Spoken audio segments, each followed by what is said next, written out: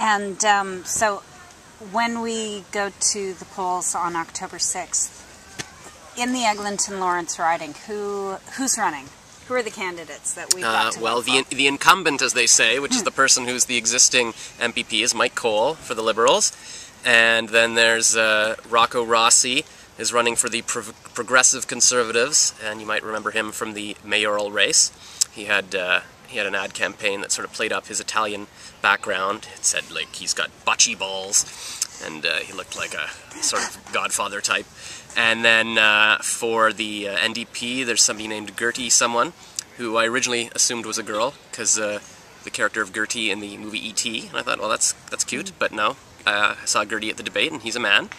And then there's me, who's running for the Green Party, Josh Rackless, that's me. And then a couple more people on the ballot who are not with the top four parties. One of them, I think his name Michael Bone or something, or someone else. And I think I saw on Wikipedia they're from smaller parties like the I don't know if it's the Communist Party or the Anarchist Party or something like that.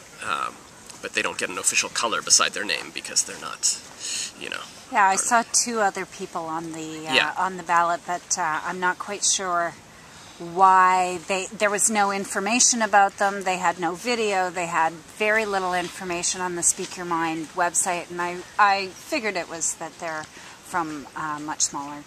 Yeah, they're from either smaller parties or no one at all, I guess. And then